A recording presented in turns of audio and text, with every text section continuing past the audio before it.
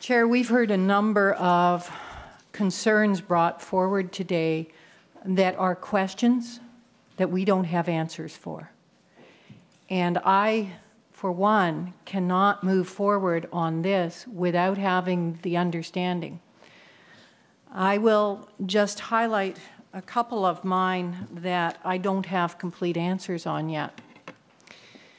Ms. Witter brings forward a chronology of a report that the CRD allocated budget to and reiterated over and over that we were going to do, and we were going to do it in a certain format.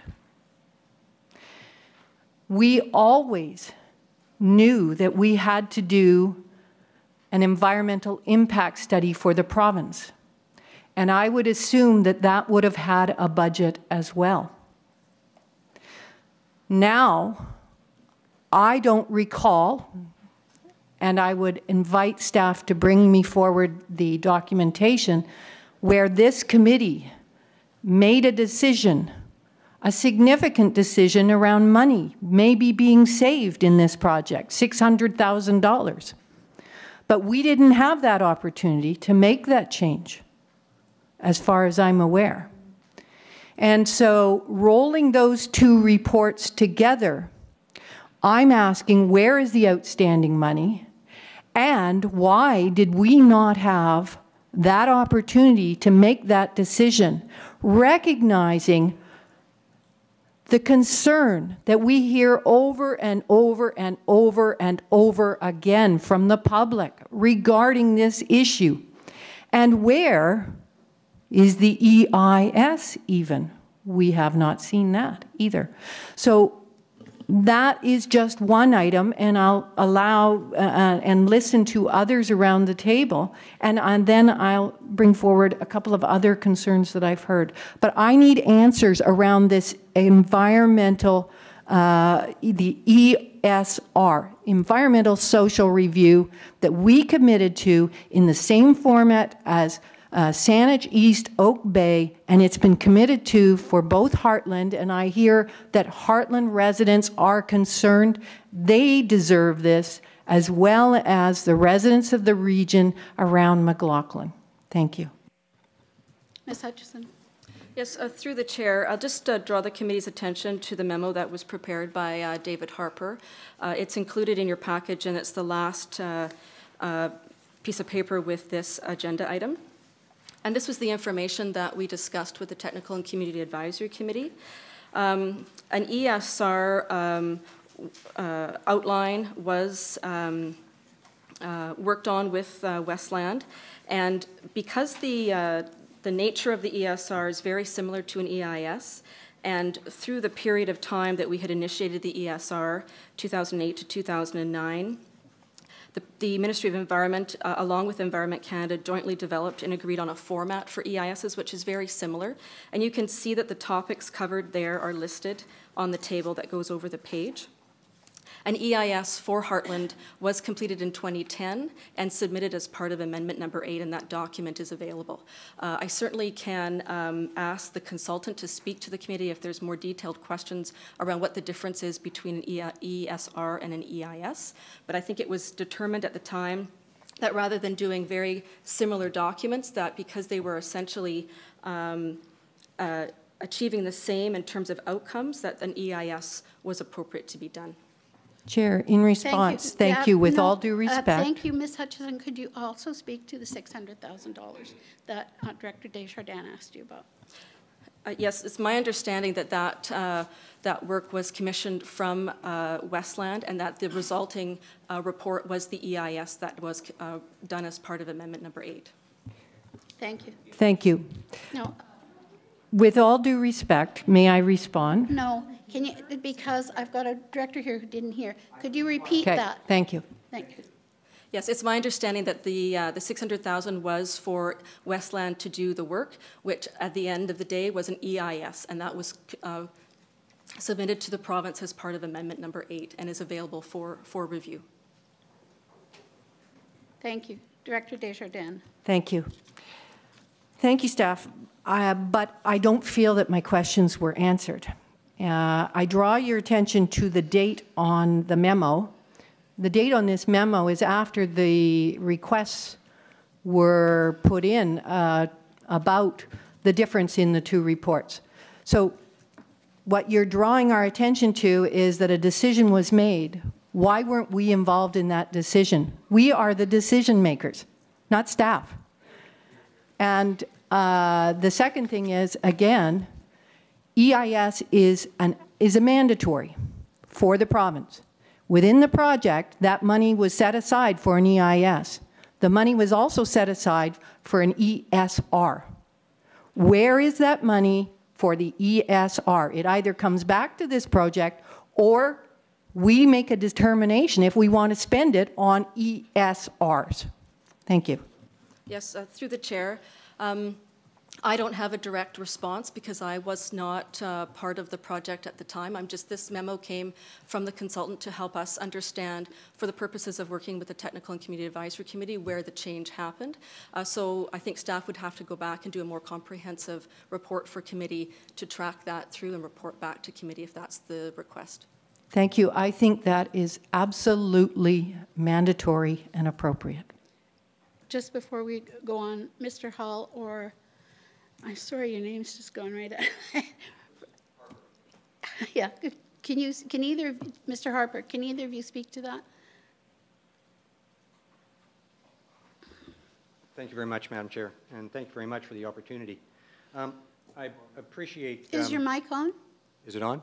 Can you Yes, I think it is. You just need to speak more directly into it. I appreciate Carol Witten's chronology. It does highlight the challenges of trying to write history of a project like this based on minutes, however.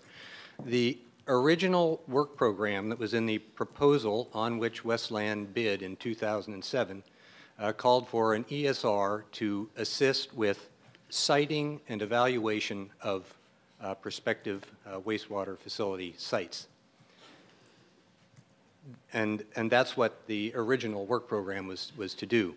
If you recall what happened in the years following that, there were studies done about distributed plants, plants in the West Shore, plants elsewhere. Staff and their consulting team, and it was quite a large team, was challenged to track the directions provided by this committee and by the board in terms of where these facilities would be located, what studies were needed, and we also were engaged with the Ministry of Environment and Environment Canada at the same time, talking about their processes. Much of the work in the original work program that was written up in 2007 ended up being done by some of the engineering teams, Associated Engineering, CH2M Hill, Kerwood Lytle, Stantec, among others, were involved in that siting. And a lot of you around the table will remember that whole process of looking at different technologies, different locations, heat recovery options, and things like that. Some of that original budget was diverted to track those changes. At the same time, we were holding discussions with these other government agencies to determine what needed to be studied so that we were adequately looking at the environmental and social effects of the project.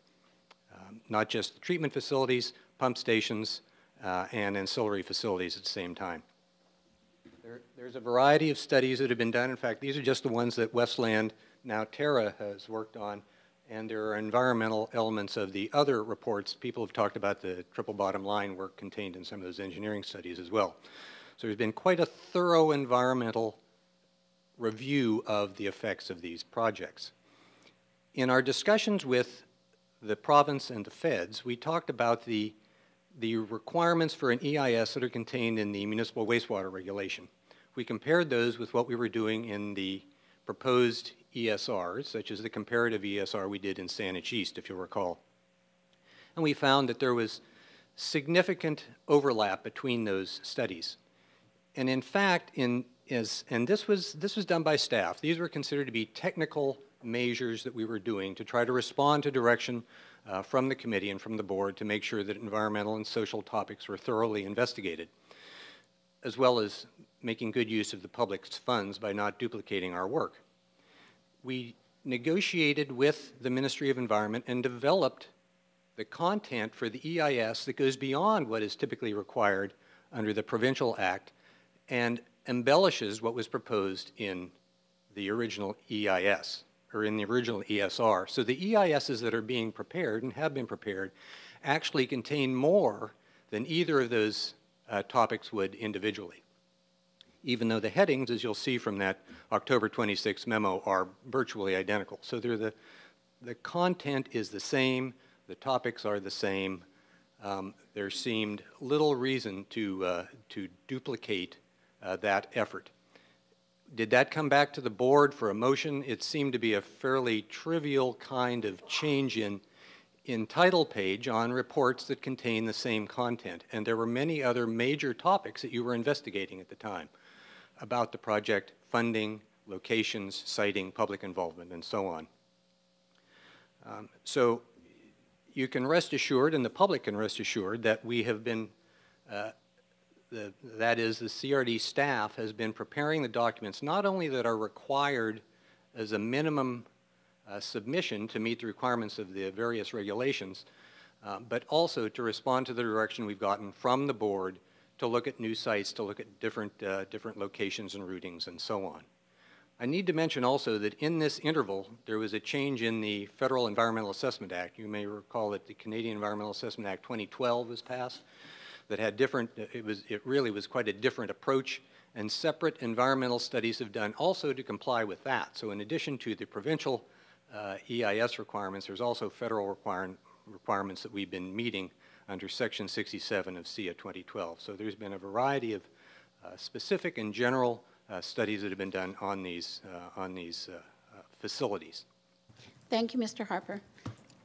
Do I still have the floor? Desjardins, you still have the floor. Thank you. Mr. Harper, environmental impact study, environmental social review. There's an S missing, social review. I have heard an admission that this committee has not been able to make that decision, and I need you to understand the social is the part that we're getting trouble from. And that sounds to me like a very different study. And at the end of the day, if this committee made that decision, fine. But we didn't. Staff are making those decisions, and that is not appropriate. Mr. Harper, you don't need to respond. Thank you. The next speaker is Director Derman. Thank you, Madam Chair. I share the concern of Director Desjardins, although I won't go through all the details because that's already been covered. Fundamentally, those are committee decisions. I think what we have just described to us is indicative of some of the things that have gone wrong with this project. Those kinds of things are reported back, and the committee makes the decision, period. So I think I will not be able to support this going forward, and I will support the motion at this time because we need a more complete report on exactly what was done and how those other documents were deemed to have fulfilled the function that this committee had determined should be done.